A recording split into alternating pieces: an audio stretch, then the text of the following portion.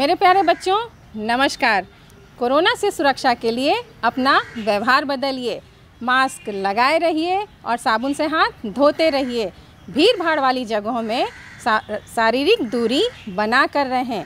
आज मुख्यमंत्री विद्यालय सुरक्षा कार्यक्रम के अंतर्गत सुरक्षित शनिवार में एक विशेष प्रकार की आपदा के बारे में हम जानेंगे।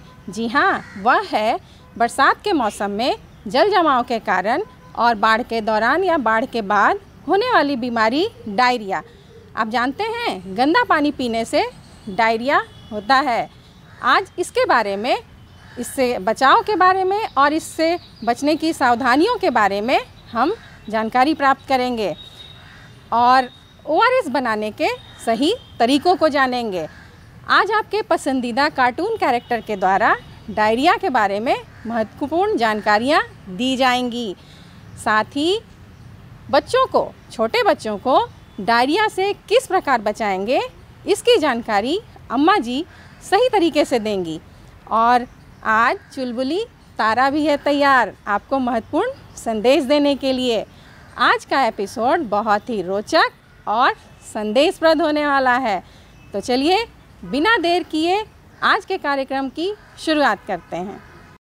कोरोना वायरस के खतरे से खुद को बचाएं। ये कुछ सरल उपाय अपनाएं। साथियों, कोरोना वायरस के संक्रमण से बचने के लिए आपको कुछ आसान से काम करने हैं। जब भी आप किसी से बात करें या किसी के साथ बैठें, तो उनसे कम से कम 1.5 से 2 मीटर या 2 गज की दूरी बनाएं। घर में रहें और बहुत जरूरत पड़ने पर ही आप घर से बाहर जाएं। बाहर जाते समय आप हर हाल में मास्क या सूती कपड़े जैसे गमछे या दुपट्टे से अपना मुंह और नाक ढक कर रखें। अपने हाथों को 20 सेकंड तक साबुन और पानी से बार बार धोएं। यदि किसी को खांसी, बुखार या सांस लेने में तकलीफ जैसे लक्षण हैं या अधिक जानकारी चाहिए, तो अपने नजदीकी सरकारी अस्पताल या सरकार के टोल फ्री नंबर 104 या 1075 पर संपर्क करें। बाढ़ खतरनाक हो सकती है। बाढ़ के पानी में प्रवेश न करें। यदि आपको करना पड़े तो उपयुक्त जूते पहन के करें। पानी की गहराई को जांचने के लिए छड़ी का उपयोग करें। सीवरेज लाइनों, गटर और नालियों से बचकर चलें। गिरे हुए बिजली के खंभों और तारों से दूर रहें। कीटनाशक का प्रयोग करें। अपने आसपास सफाई रखें तथा बीमारियां न फैलने दें। ताजा पका हुआ भोजन या भुने हुए चने, मूंगफली इत्यादि खाएं। केवल उबला या क्लोरीन युक्त पानी पिएं। पलायन से पूर्व बिजली और गैस के कनेक्शन को बंद कर दें। फर्नीचर और अन्य सामान ऊंचे स्थान पर रख दें। नाली और शौचालय की निकासी मार्ग को बंद कर दें। अपनी आपातकालीन किट अपने साथ अवश्य ले जाएं। यदि आप कहीं फंसे हुए हैं तो हेल्पलाइन नंबर पर संपर्क करें। तैयारी में ही समझदारी। मेरे प्यारे बच्चों, नमस्कार। आज के सत्र में हम लोग जानकारी प्राप्त करेंगे कि डायरिया या दस्त क्या है, यह किन कारणों से होता है और इससे बचाव के लिए क्या-क्या सावधानियां बरतनी चाहिए। बरसात के मौसम में जल जमाव और बाढ़ के दौरान एवं बाढ़ के बाद डायरिया के कारण, लक्षण और इससे बचाव की सावधानियों के बारे में आगे हम जानेंगे। विश्व स्वास्थ्य संगठन WHO के अनुसार अगर दिन में 3 से ज्यादा बार पानी के साथ अधिक मात्रा में मल त्याग हो रहा हो तो यह डायरिया का लक्षण है। डायरिया में रोगी के शरीर में पानी की अत्यधिक कमी हो जाती है, जिससे उसका शरीर कमजोर हो जाता है। इसके बाद शरीर में इन्फेक्शन फैलने का खतरा बहुत बढ़ जाता है। उचित समय पर सही इलाज नहीं होने पर रोगी की जान भी जा सकती है। सामान्य रूप से डायरिया 3 से 7 दिनों तक में ही ठीक हो पाता है।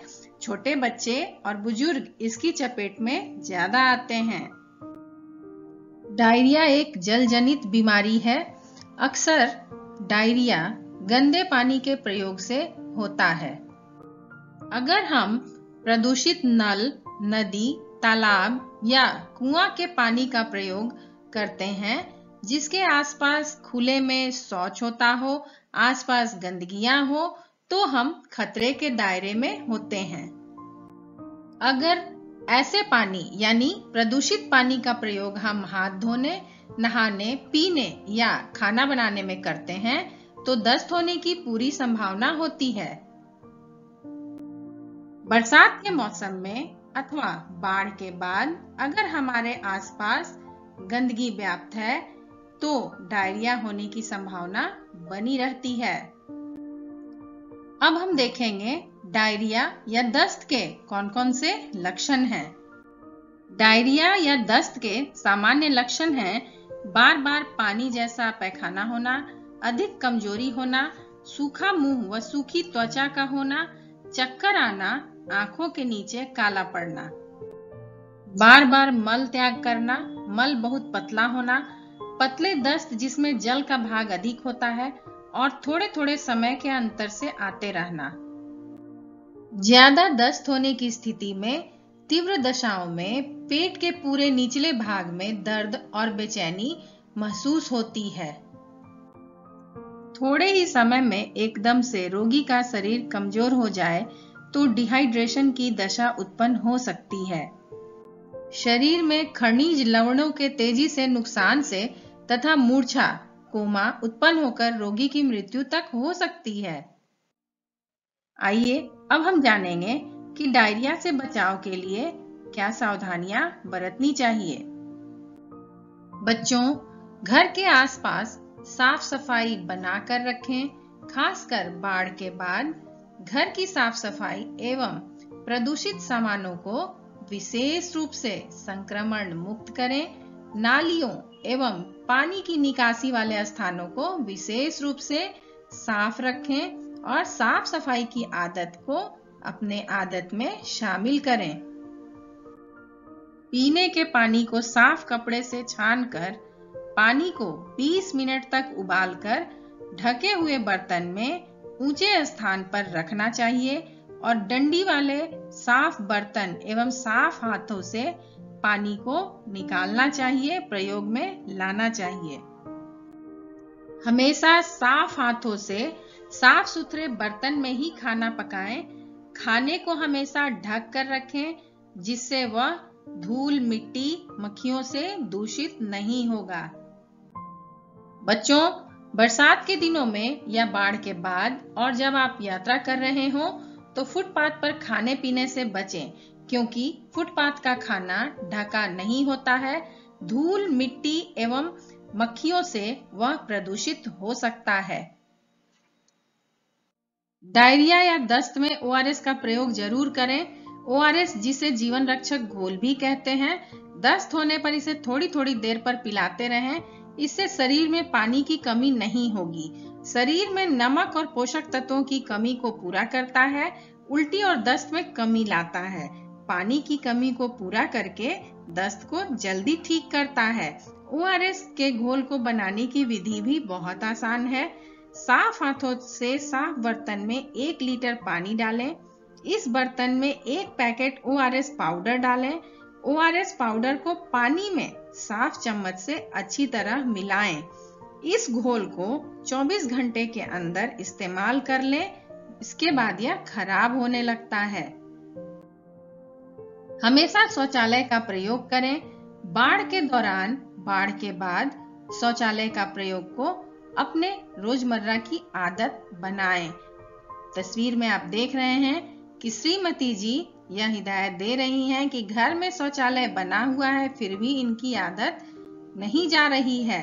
दूसरी तस्वीर में आप देख रहे हैं कि शौचालय का प्रयोग करने को दर्शाया गया है, इसलिए शौचालय का प्रयोग जरूर करें।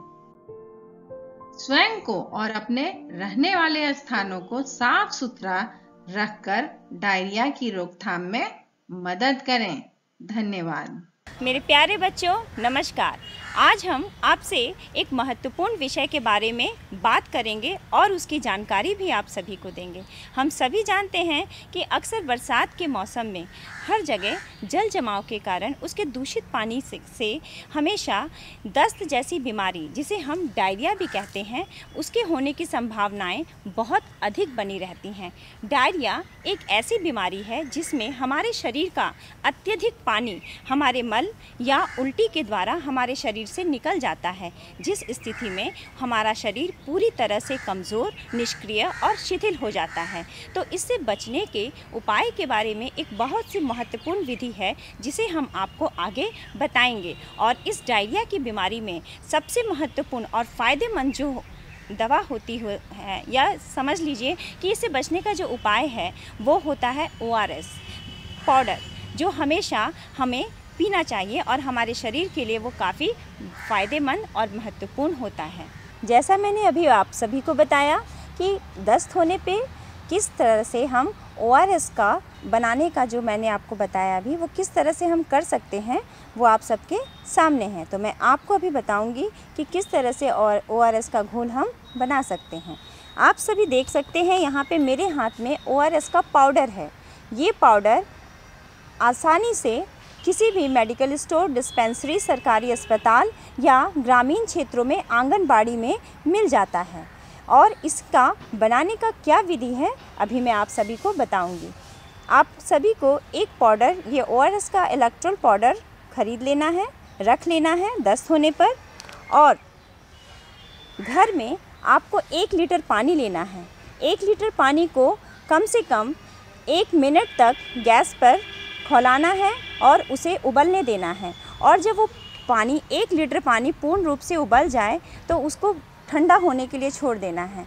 जब वो पानी पूर्ण रूप से ठंडा हो जाता है, उसके बाद उस पानी में आपको ये ORS का पाउडर मिलाना है। आप सभी यहाँ पे देख सकते हैं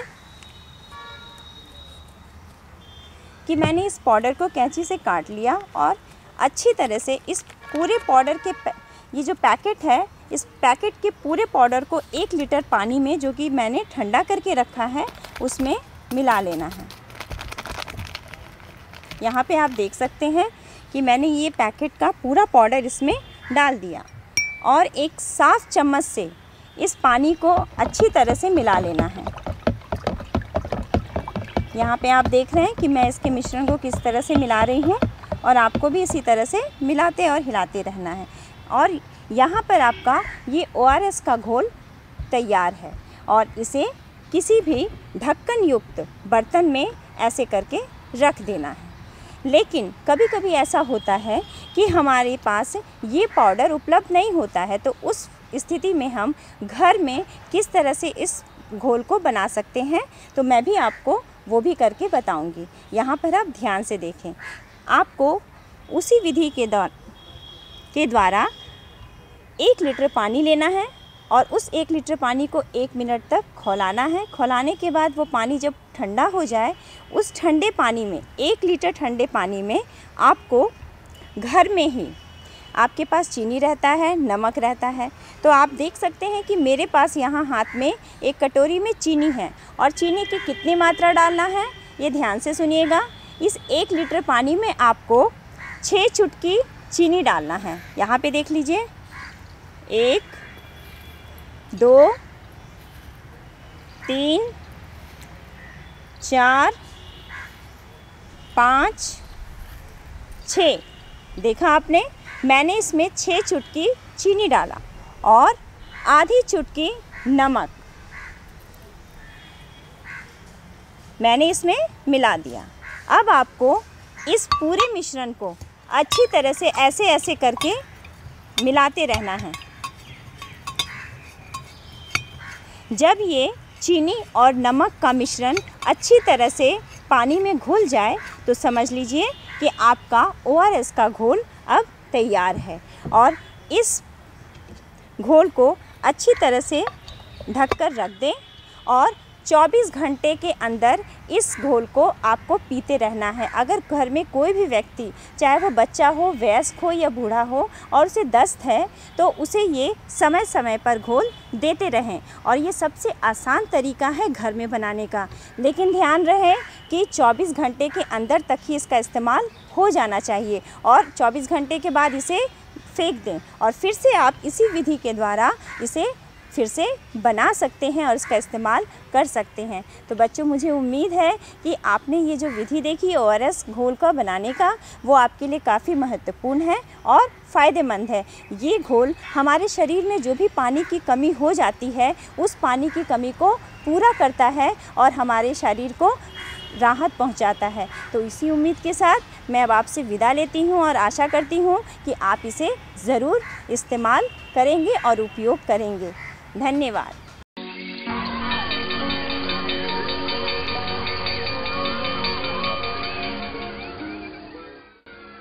चलो गोलगप्पे खाते हैं।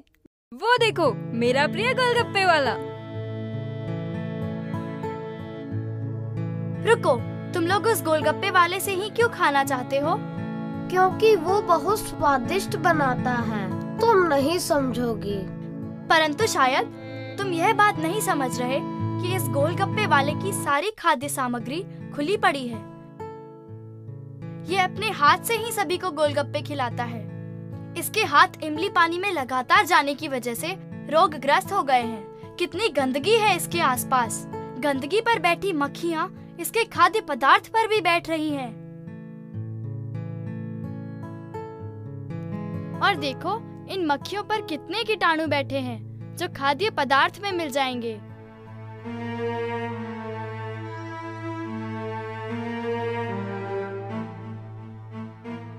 बाप रे, अच्छा हुआ हमने इसे देख लिया।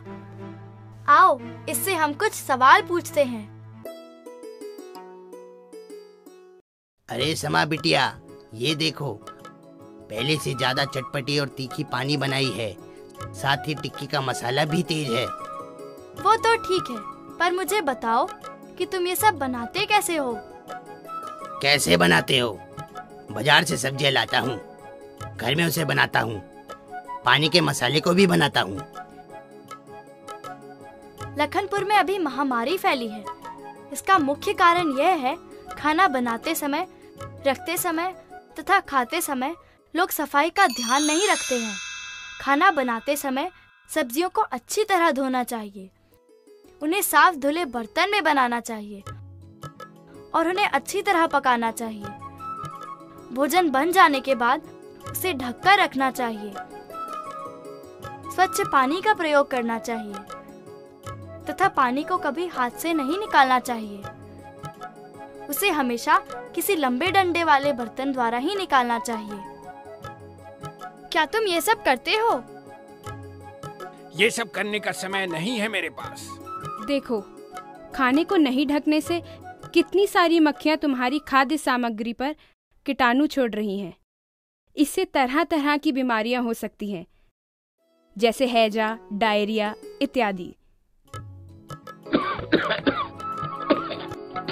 इससे तो हमारा धंधा ही चौपट हो जाएगा। परंतु क्या तुम्हारी वजह से लोग बीमार पड़े?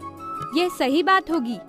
और वैसे भी साफ सफाई का ध्यान रखने से तुम्हारा धंधा और भी बढ़ जाएगा। बिटिया, तुम सही कहती हो। कल से मैं सफाई का पूरा ध्यान रखूंगा। अच्छा किया जो हमने उस ठेले वाले से कुछ नहीं खाया। मैं अम्मी से कहती हूँ कि वह घर में हमारे लिए कुछ बनाए। हाँ चलो।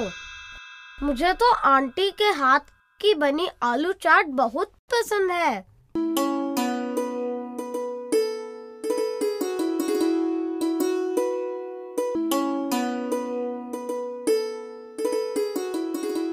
अरे बच्चों, आज तुम लोग यहाँ? हाँ आंटी, आज हम लोग ठेले वाले से गोलगप्पे खाने जा रहे थे, परंतु जागृति ने हमें रोक लिया। आप ही हमें हमारी पसंदीदा आलू चाट खिला दें। चलो अच्छा हुआ, आज मैं ही तुम लोगों के लिए आलू चाट बनाती हूँ। ठहरो अम्मी, तुमने सब्जियों को तो धोया ही नहीं। खाना बनाने के पहले सब्जियों को धोना चाहिए। उसे काटने वाले औजार तथा प्रयोग में लाने वाले बर्तनों को भी। स्वाति ठीक कह रही है। बहुत लोग भोजन बनाने में प्रयोग आने वाले बर्तनों को नहीं धोते हैं। खाद्य पदार्थ लगे रह जाने से कीटाणु उत्पन्न होते हैं और फैलते हैं। तुमने सही कहा। मैं खाना बनाने के पहले सभी सामग्री को अच्छी तरह धोकर ही प्रयोग में लाऊंगी। हमें सभी भोजन को अच्छी तरह से उबालकर या पकाकर ही खाना चाहिए। खासकर नॉन-वेज भोजन को तो बहुत ही अच्छी तरह से धोना व पकाना चाहिए। जागृति, तुम इन सब बातों को कल स्कूल में क्यों नहीं बताती? हाँ, मैं कल स्कूल के लंच ब्रेक में इस बारे में बच्चों को बताऊंगी।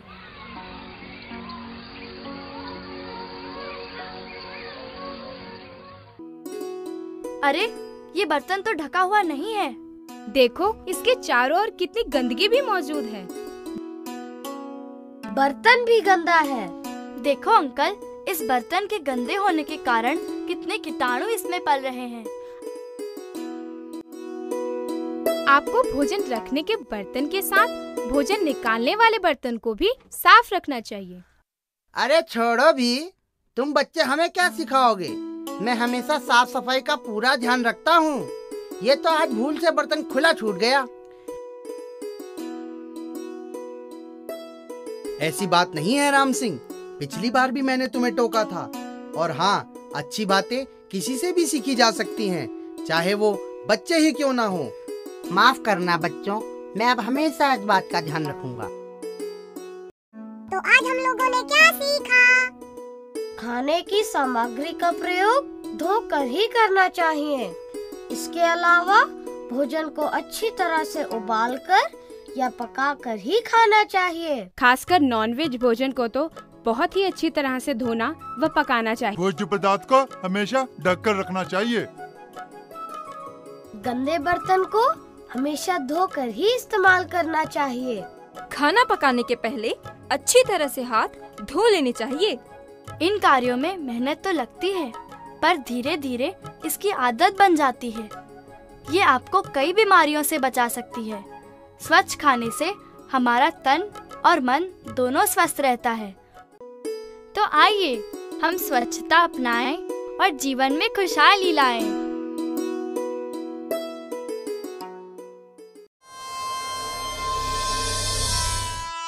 शौच करें शौचालय में। हे भगवान, यहाँ भी चैन नहीं है। देर हो रही है, स्कूल जाना है ना? नहीं माँ, चलो स्कूल जाना है, बहाना नहीं। चलो। हाथ धोने का गलत तरीका।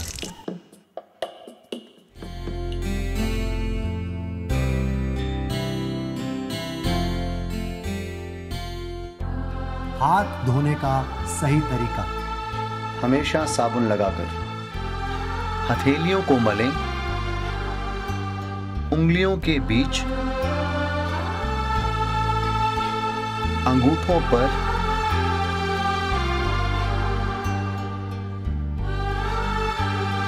नाखूनों के अंदर,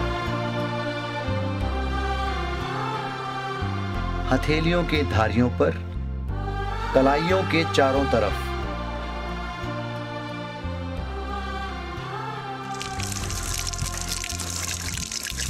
क्या बात है शांति, तुमने यश के हाथ बिल्कुल सही तरीके से धोए हैं। जी आशा दीदी, सिर्फ यश ही नहीं, हमारा पूरा परिवार साबुन से और सही तरीके से हाथ धोता है। अरे वाह, बहुत अच्छी बात है। गुड्डू की मम्मी, साबुन से हाथ तो धो लो। हम तो हाथ धो चुके हैं। अरे खाली पानी से हाथ धोने से कीटाणु हाथों में ही रह जाते हैं, इसलिए उन्हें साबुन से मलकर अच्छी तरह धोना चाहिए। हम तो हमेशा से ही ऐसे हाथ धोते हैं, आज तक तो कुछ ना हुआ। चल गुड्डू।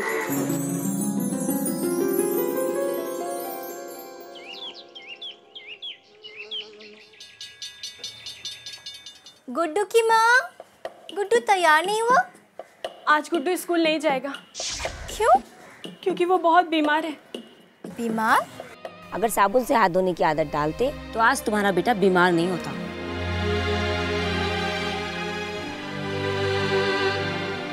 हमारे हाथों में लगे कीटाणु इतने छोटे होते हैं कि हम उन्हें नंगी आंखों से देख नहीं पाते। जब हम साबुन से और सही तरीके से अपने हाथों को साफ नहीं करते तो यही कीटाणु हमारे हाथों से खाने के साथ हमारे पेट में चले जाते हैं। गलत तरीके से साफ सफाई से कई जानलेवा बीमारियां जैसे डायरिया, पोलियो आदि फैलती हैं। यही नहीं, बच्चों को शौच खुली जगह पर नहीं करना चाहिए। इसके लिए हमें शौचालय का इस्तेमाल करना चाहिए। बच्चे की टट्टी साफ करने के बाद हाथ अच्छी तरह साबुन और पानी से धोने चाहिए।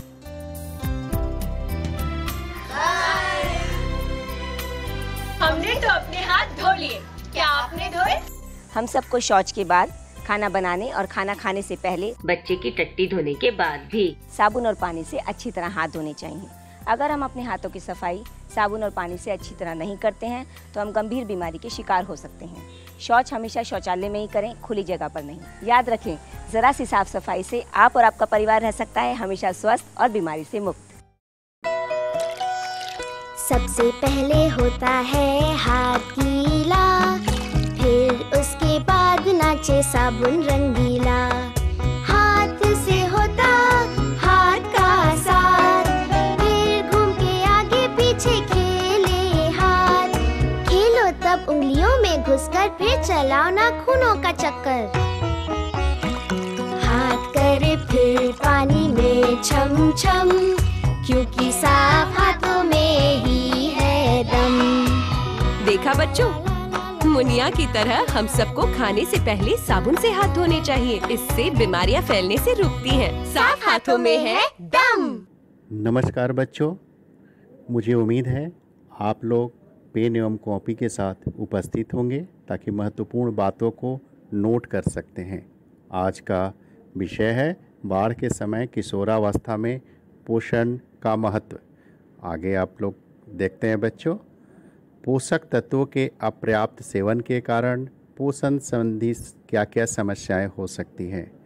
तो आप देखें कि हमारे शरीर में खराब प्रतिरोधक क्षमता रहने के कारण एनीमिया की समस्या के आगे देखें तो अत्यधिक कमजोरी और किशोर में कम वजन एवं उसकी ऊंचाई में कमी होना और बार बार बीमार पड़ना और पढ़ाई प्रभावित होने के कारण परिणाम स्वरूप वर्ग में अच्छा प्रदर्शन नहीं होना। आगे देखें, पोषण क्या है।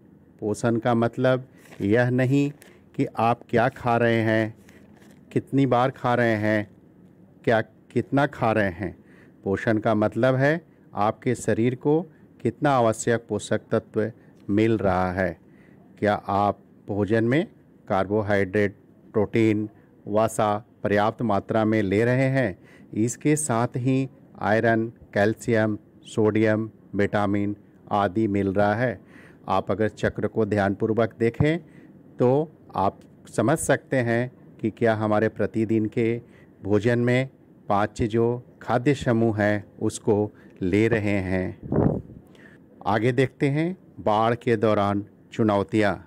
कुछ कठिनाइयाँ होती हैं जिसमें खाद्य सामग्रियों के अभाव में आहार विविधता में कमी, बाढ़ के समय साग सब्जियों एवं फसल का नष्ट हो जाना, पढ़ाई लिखाई एवं शारीरिक गतिविधियों में कमी, घर या राहत कैंप में भोजन, व्यक्तिगत स्वच्छता एवं साफ सफाई की समस्या। आइए आगे देखते हैं कि चुनौतियों की तैयारी हम कैसे करें। बाढ़ के पूर्व आहार विविधता को बनाए रखने के लिए कुछ तैयारी है, उसको हम लोग समझें। बाढ़ग्रस्त जिलों में सूखा राशन जैसे चावल, आटा, सत्तू, चना, चूड़ा, तेल, नमक, मीठा आदि को संग्रहित करना, पौष्टिक खाद्य एवं हरी साग सब्जियों को सुखाकर सुरक्षित करें, जैसे हरी सब्जी, उड़द, चना, मूंग की बड़ी, सोया बड़ी, आलू आदि, ताकि बाढ़ के समय में आहार की विविधता एवं पोषक तत्वों की कमी न हो सके। बाढ़ के दौरान क्या करें? घरों में हो या कैंप के स्थिति में तैयार सामग्रियों को उपयोग करें। बाढ़ की स्थिति में जहां रहे सुरक्षित तरीके से शारीरिक गतिविधि करें। आगे देखते हैं, बाढ़ के दौरान आहार से संबंधित कुछ बिंदुएं। स्वच्छ एवं पोषण युक्त आहार लें। स्थानीय आहार, ताज़ा एवं मौसमी फल एवं सब्जियों और साबुत अनाज का सेवन करें। सप्ताह में एक दिन बुधवार को आयरन फोलिक एसिड गोली का सेवन अवश्य करें। पारंपरिक पकवान का सेवन और इसे बनाने का विधियों का पालन करें। जंक फूड खाने से बचें, जैसे चिप्स इत्यादि अधिक या कम खाने से बचें। घरेलू स्तर पर तैयार पौष्टिक आहार का भी सेवन किया जा सकता है ताकि पोषक तत्वों की आपूर्ति हो सके। घरेलू स्तर पर उपलब्ध स्थानीय खाद्य पदार्थों से पौष्टिक आहार जैसे तिल या अलसी का लड्डू, चीला मिक्स, सूजी का उपमा आदि तैयार कर अपने आहार में शामिल किया जा सकता है। इस तरह से बने खाद्य पदार्थ में पर्याप्त मात्रा में हमारे शरीर के लिए आवश्यक सूक्ष्म पोषक तत्व जैसे यूरिया, प्रोटीन, कैल्शियम, लौह तत्व आदि पर्याप्त मात्रा में मौजूद होते हैं। आगे देखें बच्चों, सितंबर माह है और सितंबर माह को पोषण माह के रूप में मनाया जाता है। आप सभी इसे त्यौहार के रूप में मनाएं। जैसा आप लोग जानते हैं कि पोषण माह को त्यौहार के रूप में मनाया जाता है। लोग अवगत हैं कि विद्यालय में ये गतिविधि जो चित्र में दिखाई दे रहा है वो आप लोगों द्वारा पूर्व साल में किया जा चुका है। जैसे स्लोगन लिखना और रंगोली, चित्र, आहार विविधता का प्रदर्शन, पोषण वाटिका को तैयार करना और इस तरह की गतिविधियों में आप शामिल हुए हैं। ये गतिविधियाँ आप घर पर भी कर सकते हैं। अपने परिवार में पोषण से संबंधित मुख्य बिंदुओं पर चर्चा करके घर के आसपास में खाली जगह है वहाँ पोषण वाटिका तैयार करें। जैसा कि अंकुरण परियोजना के तरह विद्यालय में पोषण वाटिका आप स्लोगन, गीत आदि आप घर में भी तैयार कर सकते हैं और तैयार करने के पश्चात मोबाइल के माध्यम से आप अपने विद्यालय के शिक्षक या प्रधानाचार्य को भेज सकते हैं या फिर विद्यालय खुलने के पश्चात आप उसको विद्यालय में जमा कर सकते हैं। धन्यवाद बच्चों। फिर स्वस्थ रहिए, घर पर रहिए। पुनः फिर अगले पोषण के सत्र में मिलेंगे। आदाब अम्मा जी। अरे सकीना, आजा आजा। कैसी है तू? ठीक हूँ अम्मा जी। ये आपके ब्लाउज पहन के देख लीजिए। अब तेरे हाथों में हुनर ही ऐसा है, अच्छे ही होंगे। चला बैठ बैठ। अनवर को साथ नहीं लाई? कितने दिन हो गए उसे देखे हुए? अब तो साल भर का हो गया होगा। हाँ अम्मा जी, अभी गए महीने ही तो साल का पूरा हुआ है। आज अम्मी के पास है। रात से दस्त हो गए मेरे शहजादे को।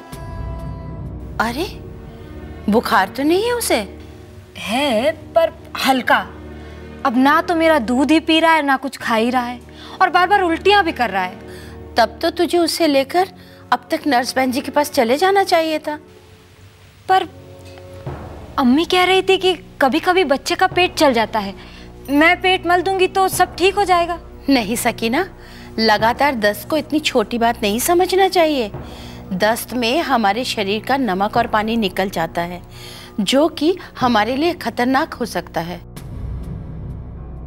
अच्छा, अनवर के शौच में खून तो नहीं आ रहा? नहीं अम्मा जी, पर आप ये क्यों पूछ रही हैं? सकीना, अगर दस्त का समय पर इलाज ना हो तो ये खतरनाक भी बन सकता है। पर तू घबरा मत, तू बस अनवर के खाने पीने का ध्यान रख, बाकी के उपाय मैं तुझे बता दूंगी। पर अम्मा जी आपको बताया तो था, अनवर का खाना पीना तो सब बंद है। पेट खाली रहेगा तो जल्दी ठीक हो जाएगा। ये तो क्या कह रही है सकीना? किसी भी बीमारी में बच्चे का खाना पीना बंद नहीं करना चाहिए और दस्त में तो शरीर को ज्यादा पोषण की जरूरत होती है। तुझे इस समय अपने दूध के साथ साथ अनवर को समय समय पर पौष्टिक खाना भी देते रहना चाहिए। बेचारा कितना भूखा होगा। तू अभी घर जा और सबसे पहले अनवर को अपना दूध पिला। पर अम्मा जी वो जो भी खा पी रहा है सब या तो उल्टी या दस्त में निकल जाता है। फिर तो तुम्हें उसे आम दिनों से ज्यादा खिलाना पिलाना होगा। वैसे तुम अनवर को दिन में कितनी बार खिलाती पिलाती हो? अब दस्त से पहले तो दिन में 2-3 बार दूध पी ही लेता था और 2-3 बार हम उसे दूसरा खाना भी खिला देते थे। तो ऐसे समय में उसे थोड़ा थोड़ा करके पहले से ज़्यादा बार दूध पिला। इससे बच्चे में पानी की कमी दूर होगी और तुझे उसे खाने को भी ज़्यादा देना है। अम्मा जी, हमारे यहाँ जो होता आया है और आपकी बातें तो उससे अलग लग रही हैं। जी, वो आप कहती हो कि दस्त में बच्चे को दूध पिलाओ, उसे और खिलाते रहो, और अम्मी कहती है कि बच्चे का पेट खाली रखना चाहिए, बस पेट को आराम की ज़रूरत है। सकीना, गलती तुम्हारी या तुम्हारी अम्मी की नहीं है। बहुत से लोगों को दस्त के बारे में सही जानकारी नहीं होती। हमारे शरीर में जो पानी और नमक की कमी हो जाती है, ORS उसे पूरा करता है। भरपूर पोषण के साथ साथ ORS का घोल और जिंक की गोलियां भी देकर हम तुरंत दस्त का इलाज घर पर ही शुरू कर सकते हैं। समझ गई? अब तू अनवर को नर्स बहन जी के पास लेकर जा, बाकी की बातें वो तुझे बता देंगी। आज तो आशा बहन जी भी होंगी वहाँ। और सुन, घर पहुँचते ही पहले अनवर को अपना दूध पिला देना। जी अम्मा जी।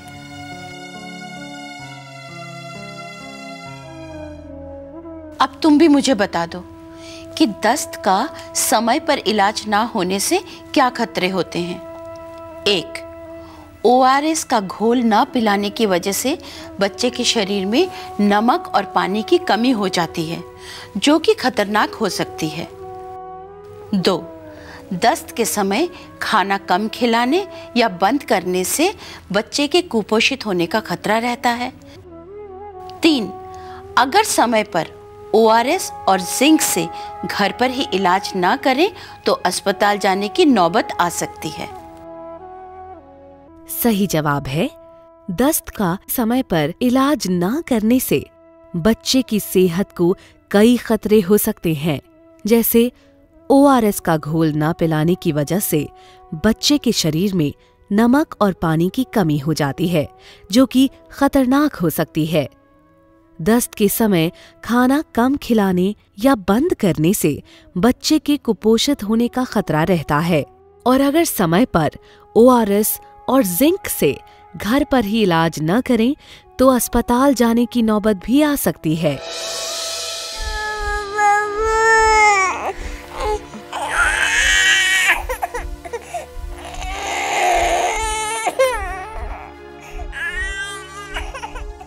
अच्छा सकीना, तुम अनवर को अपना दूध तो पिला रही हो ना?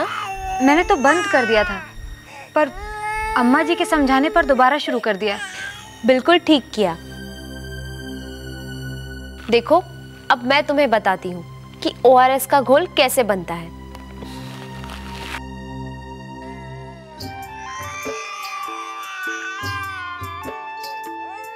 एक साफ बर्तन में 1 लीटर साफ पानी ले लो।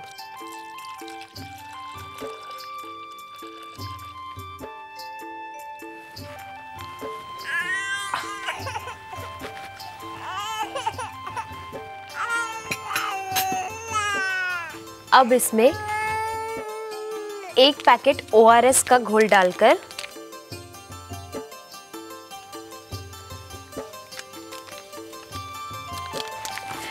इसे अच्छी तरह से मिला लो। फिर एक साफ कटोरी में थोड़ा घोल लेकर इसे बच्चे को एक साफ चम्मच से पिलाना है, ऐसे।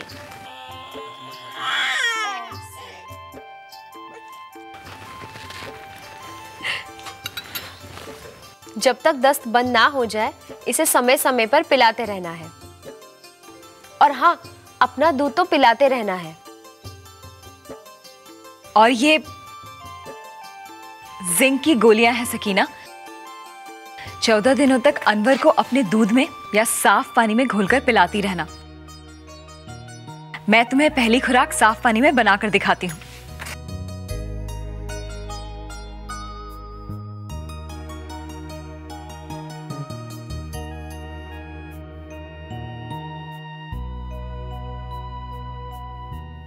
1 चम्मच साफ पानी लो, उसमें ये 1 जिंक की गोली डाल दो।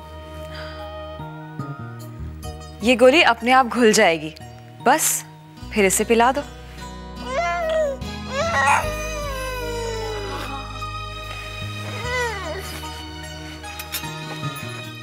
याद रखना कि दस्त बंद हो जाए तो भी 14 दिनों तक रोज 1 जिंक की गोली देते रहना है।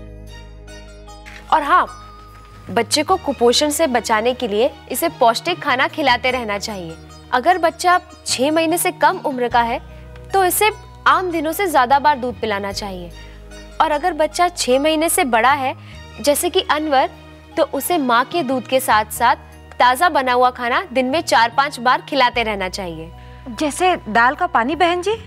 नहीं सकीना, खाना माने अच्छी तरह मसली हुई दाल, रोटी, चावल, दही, फल, मछली वगैरह, यानी हमेशा जो बच्चे को देते हैं वही सब। और सकीना, बहुतों को तो ये नहीं पता होता कि 1 साल के बच्चे को हम बड़े जितना खाते हैं उसका कम से कम आधा हिस्सा चाहिए होता है सही पोषण के लिए। इसीलिए खाने में कोई कोताही नहीं। जी बहन जी, मैं सब बातों का ठीक से ध्यान रखूंगी। अब चलती हूँ। सलाम। सारी बातें सुन ली ना? अब तुम मुझे बताओ कि अगर बच्चे को दस्त हो जाए तो हमें क्या करना चाहिए? 1. दस्त रुकने तक ORS का घोल दें और 14 दिनों तक जिंक की गोलियां दें। 2. 6 महीने तक के उम्र के बच्चों को माँ का दूध पिलाते रहें, और वो भी दिन में पहले से ज़्यादा बार। 3. 6 महीने से बड़े बच्चों को माँ के दूध के साथ साथ पूरा खाना भी खिलाते रहें। सही जवाब है, अगर बच्चे को दस्त हो जाए तो हमें दस्त रुकने तक ORS का घोल पिलाते रहना चाहिए और 14 दिनों तक जिंक की गोलियां भी दें। 6 महीने तक की उम्र के बच्चों को माँ का दूध पिलाते रहें, और वो भी दिन में पहले से ज्यादा बार। 6 महीने से बड़े बच्चों को माँ के दूध के साथ साथ पूरा खाना भी खिलाते रहें। नमस्ते, मैं हूँ रवीना टंडन।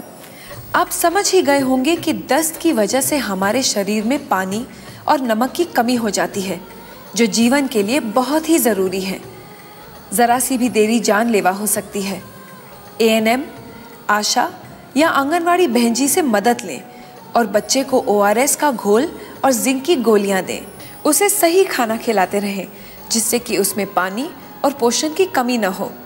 कोई भी परेशानी हो तो अपने स्वास्थ्य कार्यकर्ता से संपर्क करें। सुरक्षा नियमों की जानकारी बिजली तूफान में आपकी जान बचा सकती है। सबसे पहले पूरी तरह से बंद इमारत या वाहन के अंदर जाने की कोशिश करें। ट्रैक्टर, रिक्शा, मोटरसाइकिल जैसे खुले वाहनों का उपयोग न करें। लोहे की छप्पर, खुली पार्किंग, बन रही इमारतें और ढके हुए बरामदे सुरक्षित शरण स्थान नहीं है। पेड़ के नीचे शरण न लें। यदि आप जंगल में हैं, तो सबसे छोटे पेड़ों के नीचे आश्रय खोजें। अगर आश्रय तक न पहुंच पाए तो आसपास की सबसे ऊंची वस्तु न बने। घुटनों के बीच सर रखकर दोनों एड़ियां छुए ऐसे उकड़ू कर बैठें। जमीन पर न लेटें। पानी और नावों से बाहर निकलें। पानी के खड्डों में खड़े न रहें। रबर के जूते पहने हों फिर भी। जानवरों को बाहर बंधा न छोड़ें। आपातकालीन स्थिति में प्राथमिक उपचार दें और एम्बुलेंस बुलाएं या अस्पताल ले जाएं। तैयारी में ही समझदारी। मास्क का उपयोग बढ़ाएं, कोरोना वायरस को फैलने से बचाएं। साथियों, कोरोना वायरस के संक्रमण से बचने के लिए मास्क लगाना बहुत जरूरी है। यदि आपके पास बाजार में मिलने वाला मास्क नहीं है तो घर पर बने कपड़े के मास्क जिन्हें धोया जा सकता है उसका उपयोग करें। जब भी आप घर से बाहर जाएं तो हर हाल में मास्क या सूती कपड़े जैसे गमछे या दुपट्टे से अपना मुंह और नाक ढक कर रखें। किसी दूसरे के द्वारा प्रयोग किए गए मास्क या सूती कपड़े का उपयोग कभी न करें। घर पर बने कपड़े के मास्क को साबुन और गर्म पानी से धोएं और उसे धूप में सुखाएं। यदि किसी को खांसी, बुखार या सांस लेने में तकलीफ जैसे लक्षण हैं या अधिक जानकारी चाहिए तो अपने नजदीकी सरकारी अस्पताल या सरकार के टोल फ्री नंबर 104 या 1075 पर संपर्क करें। कोरोना वायरस का खतरा होगा कम जब हाथों को बार बार धोएंगे हम। साथियों, जब आपके हाथ गंदे हों, खांसने और छींकने के बाद, किसी भी सतह या वस्तु को छूने के बाद, शौचालय के इस्तेमाल के बाद, खाना बनाने, परोसने, खाने से पहले और खाना खाने के बाद अपने हाथों को 20 सेकंड तक साबुन और पानी से अच्छी तरह धोएं। पानी को बर्बाद ना करें। हाथों को साबुन से मलते समय पानी का नल बंद रखें। हाथ धोते समय आप हाथ धोने के चरणों का पालन करें। पहले हथेली से हथेली, फिर हथेलियों के पीछे, अंगुलियों के बीच में, अंगुलियों के पीछे, अंगूठे के तले पर और आखिर में अंगुली के नाखूनों को अच्छी तरह धोएं। यदि किसी को खांसी, बुखार या सांस लेने में तकलीफ जैसे लक्षण हैं या अधिक जानकारी चाहिए तो अपने नजदीकी सरकारी अस्पताल या सरकार के टोल फ्री नंबर 104 या 1075 पर संपर्क करें। प्यारे बच्चों नमस्ते। आज आपने बरसात के बाद जल जमाव एवं बाढ़ के पश्चात होने वाली प्रमुख बीमारी डायरिया के बारे में जाना और उनसे बचाव के तरीकों को सीखा और समझा। उम्मीद करता हूँ आज की जानकारी आपके लिए बहुत फ़ायदेमंद रही होगी। तो बच्चों अब वक्त है क्विज का। तो आपको पता है हम क्या करते हैं क्विज में। आज जो आपने सीखा उसके आधार पर हम आपसे कुछ प्रश्न पूछेंगे। तो आपको करना क्या है, उन प्रश्नों को ध्यान से सुनना है और उसके विकल्पों का सही चयन करना है। तो बच्चों क्या आप लोग तैयार हैं क्विज के लिए? लेकिन एक चीज़ और भी आपको ध्यान रखना है, क्विज के पश्चात हम आपको गृह कार्य भी देंगे जो आपको सप्ताह भर करना है। तो क्या आप लोग तैयार हैं क्विज के लिए और गृह कार्य के लिए? तो चलिए शुरू करते हैं। आज के सत्र के सवाल आपके सामने हैं। पहला सवाल, बाढ़ के उपरांत निम्न में से कौन सी बीमारी होने का खतरा सबसे ज्यादा होता है? इसके विकल्प हैं, पहला डायरिया, दूसरा हृदय रोग, तीसरा किडनी की बीमारी, चौथा मस्तिष्क की बीमारी। तो बच्चों इसका सही जवाब है पहला विकल्प अर्थात डायरिया। दूसरा सवाल, डायरिया के निम्न में से कौन से लक्षण हैं?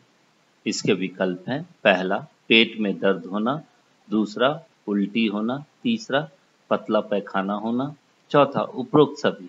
इसका सही जवाब चौथा विकल्प अर्थात उपरोक्त सभी। मतलब कि डायरिया में पेट में भी दर्द होता है, उल्टी भी होती है और पतला पैखाना भी होता है। तीसरा सवाल, डायरिया से बचने के लिए बाढ़ के दौरान इनमें से कौन सी सावधानियां अपनानी चाहिए? तो इसका विकल्प है, पहला स्वच्छ पेयजल का उपयोग करना चाहिए, दूसरा ताजा एवं पौष्टिक भोजन करना चाहिए, तीसरा बाढ़ के पानी में खेलने से बचना चाहिए, चौथा शौच के लिए हमेशा शौचालय का ही उपयोग करना चाहिए, पांचवा उपरोक्त सभी सावधानियां अपनानी चाहिए। बच्चों इसका सही जवाब है पांचवा विकल्प अर्थात उपरोक्त सभी सावधानियां अपनानी चाहिए। चौथा सवाल, बाढ़ के दौरान पानी को संक्रमण मुक्त करने के लिए इनमें से कौन सी गोलियों का उपयोग किया जाता है? तो इसके विकल्प हैं, हैलोजन की गोलियां, दूसरा विटामिन की गोलियां, तीसरा प्रोटीन की गोलियां, चौथा पाचक की गोलियां। बच्चों यह सवाल पहले भी आपसे पूछा गया है। इसका सही जवाब है हैलोजन की गोलियां। पांचवा सवाल, बाढ़ के दौरान बच्चों को डायरिया होने पर किस प्रकार का घोल देना चाहिए? इसके विकल्प हैं, पहला ORS का घोल, दूसरा चीनी का घोल, तीसरा गन्ने का रस, चौथा संतरे का जूस। तो इसका सही जवाब है पहला विकल्प ORS का घोल। बच्चों आज आपको ORS का घोल बनाने की विधि और उसके प्रयोग का तरीका भी बताया गया। उम्मीद करता हूं आपको याद होगा और आप इसका अभ्यास भी करेंगे।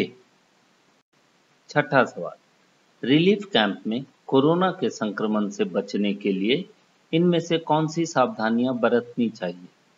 तो इसके विकल्प हैं, पहला मास्क का प्रयोग हमेशा करना है, दूसरा सामाजिक दूरी बनाकर रखना है, तीसरा कैंप से बाहर बेवजह नहीं घूमना है, चौथा व्यक्तिगत साफ सफाई पर ध्यान देते हुए बार बार साबुन से हाथ धोते रहना है, और पांचवा विकल्प उपरोक्त सभी।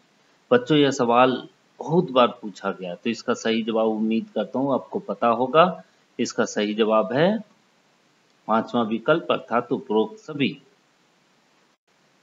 अभी तक हमने आपसे 6 प्रश्न पूछे। अब वक्त है गृह कार्य का। आज आपने बरसात के बाद होने वाले जल जमाव, बाढ़ एवं इसके पश्चात होने वाली बीमारी डायरिया से बचाव के बारे में जाना और सीखा। अब आपको करना क्या है, इसे अपने माँ पिताजी, भाई बहन एवं अपने मित्रों तथा सहपाठियों को बताएं। साथ ही अपने परिवार के साथ मिलकर डायरिया से बचने के लिए साफ सफाई तथा अपने घर में इस्तेमाल होने वाले पानी को संक्रमण मुक्त करने का अभ्यास करें। साथ ही ORS का घोल बनाने की विधि का भी अभ्यास करें। तो बच्चों, यह था इस बार का क्विज और गृह कार्य। अगले सप्ताह, अगले शनिवार को हम फिर मिलेंगे एक नए क्विज और एक नए गृह कार्य के साथ। तब तक घर पर रहें, सुरक्षित रहें। मेरे प्यारे बच्चों, नमस्कार। बच्चों, आज आपने बरसात एवं जल जमाव तथा बाढ़ के बाद होने वाली बीमारी डायरिया के बारे में जाना और सीखा। साथ ही डायरिया जैसी बीमारी से होने वाली समस्याओं से हम किस तरह से सावधानियां बरत सकते हैं और हमें उस समय क्या करना चाहिए और क्या नहीं करना चाहिए, ये भी आज आपने समझा और देखा। बच्चों, आज के इस कार्यक्रम में चुलबुली तारा के द्वारा बहुत सी महत्वपूर्ण बातें आप लोग को बताई गई, जो कि आपके लिए काफ़ी महत्वपूर्ण होंगी। आज आपने इस पूरे सत्र में ORS बनाने की विधि को भी जाना, जो कि काफ़ी फ़ायदेमंद है कि अगर किसी को भी दस्त या डायरिया हो जाता है तो उस स्थिति में हम घर पर ही कैसे ORS का घोल बना सकते हैं। बच्चों, आज के क्विज़ में आप लोग को बहुत मज़ा आया होगा और जो भी प्रश्न आपसे पूछे गए हैं उनके साथ साथ आप लोग को एक गृह कार्य भी दिया गया है जो कि आप लोग को करना है। बच्चों, मुझे उम्मीद है आज का ये पूरा कार्यक्रम आपके लिए काफ़ी रोचक रहा होगा और इसी उम्मीद से मैं आशा करती हूँ कि आज आपने जो भी सीखा और देखा और समझा वो सभी बातें आपने अपने परिवार, परिजनों, मित्रों, दोस्तों को अवश्य बताएं। तो बच्चों, हर शनिवार की तरह अगले शनिवार को भी मैं आपसे इसी समय सुबह 9 बजे DD बिहार चैनल पर मिलती रहूँगी और मुझे उम्मीद है कि अगले प्रत्येक शनिवार को आप सुबह 9 बजे DD बिहार चैनल पर इस कार्यक्रम को देखना बिल्कुल नहीं भूलेंगे। तो बच्चों, अगले शनिवार तक के लिए मैं आपका इंतज़ार करूंगी। आपको घर पर रहना है, सुरक्षित रहना है और घर पर ही रहकर हमें इस कोरोना को हराना है। तो नमस्कार।